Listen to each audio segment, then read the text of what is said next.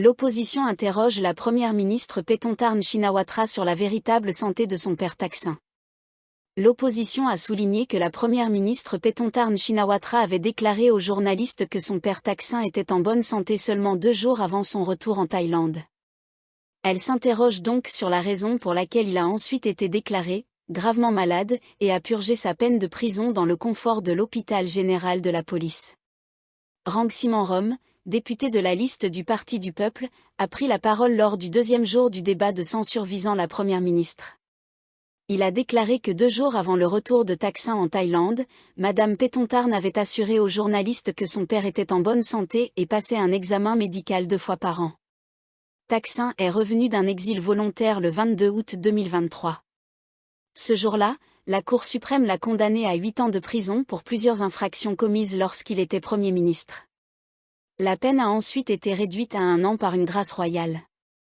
Dès la première nuit de son retour, le département des services correctionnels a envoyé Thaksin à l'hôpital général de la police, invoquant de graves problèmes de santé. Vous avez confirmé que votre père était en bonne santé. Qu'est-ce qui a causé l'admission du Big Boss à l'hôpital général de la police pendant 180 jours, jusqu'à sa libération conditionnelle? Il doit y avoir un facteur qui a poussé une personne en bonne santé à tomber soudainement malade, a déclaré M. Rangsiman à la Chambre des représentants. Le député d'opposition a montré une photo de Thaksin souriant et saluant ses partisans à son arrivée à l'aéroport de Don Muang le 22 août 2023, affirmant que Thaksin paraissait en bonne santé. Il a déclaré n'avoir trouvé aucune preuve antérieure d'une maladie de Thaksin. Après son transfert à l'hôpital général de la police, le département des services correctionnels a déclaré à la presse que Thaksin souffrait d'une insuffisance de l'irrigation sanguine vers son cœur, d'une maladie pulmonaire, d'hypertension et de la détérioration de la colonne vertébrale, nécessitant le soutien d'un équipement médical de pointe que seul l'hôpital de la police pouvait fournir. M. Rangsiman a indiqué qu'après 7 jours passés à l'hôpital, la première ministre Paetongtarn avait déclaré aux journalistes, après avoir rendu visite à son père, que celui-ci préparait une demande de grâce royale. En même temps, Madame Paetongtarn avait aussi déclaré aux journalistes que Thaksin était stressé et fatigué. M. Rangsiman s'est demandé comment Madame Paetongtarn avait pu ne pas mentionner le diagnostic des services correctionnels et permettre à son père, gravement malade, de préparer lui-même les documents pour sa demande de grâce. Pourquoi n'était-elle pas préoccupée par l'état critique de son père, a-t-il demandé. Sur la base des déclarations de Madame Paetongtarn aux journalistes, le député d'opposition a déclaré que si Thaksin n'était pas gravement malade, il aurait dû être renvoyé dans sa cellule de prison. La première ministre ne semblait alors pas inquiète pour l'état de santé de son père, a déclaré M. Rangsiman. Le 19 septembre 2023, la première ministre Paetongtarn a déclaré aux journalistes que Thaksin venait de subir une opération chirurgicale. Elle n'a pas donné plus de détails et a conseillé aux journalistes de demander des précisions aux médecins concernés. Plus tard, le département des services correctionnels a confirmé que Thaksin avait subi une opération, mais sans donner de détails, a déclaré M. Rangsiman. Il a demandé si Mme Paetongtarn pouvait fournir plus d'explications à ce sujet. Le 13 octobre 2023, M. Rangsiman a déclaré que Mme Paetongtarn avait été vue sur une photo aidant à pousser un lit d'hôpital, affirmant qu'elle emmenait son père passer des examens à l'hôpital général de la police.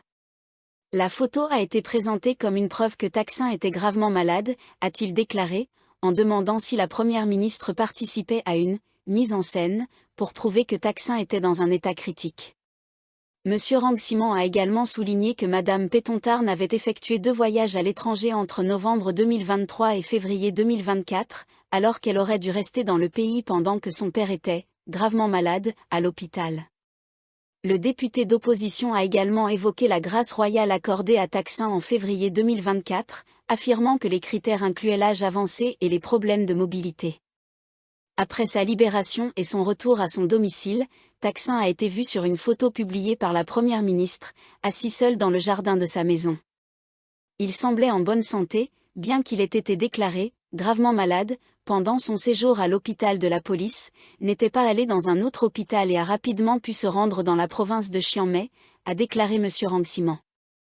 Le député d'opposition a demandé si la première ministre avait menti sur l'état de santé de son père et terni le système judiciaire en tentant d'éviter illégalement l'emprisonnement de son père. La Thaïlande grimpe de 9 places dans le classement mondial du bonheur, se classant 49e en 2024. La Thaïlande a progressé de 9 places pour atteindre la 49e position dans le classement du rapport mondial sur le bonheur de 2024, devenant ainsi le 3e pays le plus heureux de l'ASEAN. Le rapport, publié par l'Université d'Oxford, évalue le niveau de bonheur dans 147 pays. La Finlande reste le pays le plus heureux pour la 8e année consécutive, tandis que l'Afghanistan est considéré comme le pays le moins heureux. En 2023, la Thaïlande occupait la 58e place dans le rapport annuel sur le bonheur. Les participants de chaque pays ont été invités à évaluer leur niveau de bonheur sur une échelle de 0 à 10, 0 signifiant une totale insatisfaction et 10 représentant le bonheur complet. En 2024, la Thaïlande a obtenu un score de 6,22, ce qui la place comme le 3e pays le plus heureux en Asie du Sud-Est, après Singapour avec un score de 6,56, 34e position mondiale. Vietnam avec un score de 6,35, 46e position mondiale. Le porte-parole adjoint du gouvernement, Anukul Prueksanusak, a expliqué que le classement reposait sur 6 sous-facteurs. Le soutien social. Le PIB par habitant. L'espérance de vie en bonne santé. La liberté. La générosité. La perception de la corruption. Monsieur Anukul a souligné que la Thaïlande s'était classée 8e pour la générosité, ce qui reflète le soutien continu des Thaïlandais les uns envers les autres, notamment au sein des familles et des communautés. En termes de PIB par habitant, nous nous sommes classés 81e. Cependant, les perspectives économiques se sont améliorées ces dernières années, ce qui montre la stabilité économique du pays, a-t-il déclaré. Monsieur Anukul a ajouté que cette progression à la 49e place est un signe positif pour la Thaïlande, tout en reconnaissant qu'il reste des points à améliorer pour garantir une meilleure qualité de vie et un plus grand bonheur à l'avenir. Un incendie se déclare à bord d'un bus transportant des élèves après une sortie scolaire. Un incendie s'est déclaré dans le compartiment arrière d'un bus transportant des élèves de retour d'une sortie scolaire, peu avant leur arrivée à l'école dans le district de Boracay.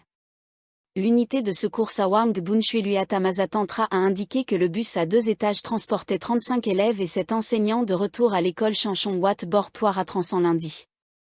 L'incendie s'est produit alors que le bus se trouvait à moins de 10 km de l'école. Le chauffeur, Mété Fauzi, a rapidement arrêté le bus et ouvert toutes les portes, y compris les issues de secours, permettant à tous les passagers de quitter rapidement le véhicule, a déclaré l'équipe de secours. Tous les passagers sont sains et saufs. Le chauffeur a déclaré que les élèves s'étaient plaints de l'air étouffant avant que de la fumée, suivie de flammes, ne soit remarquée à l'arrière du bus. Il soupçonne un court-circuit dans le système de climatisation comme étant à l'origine de l'incendie.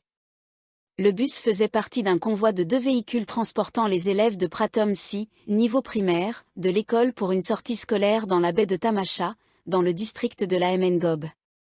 Le ministère de l'Éducation a exigé le respect maximal des normes de sécurité dans le transport scolaire après qu'un bus transportant des élèves d'une école du Tétani lors d'une sortie scolaire a pris feu en octobre dernier, faisant 23 morts, dont 20 élèves.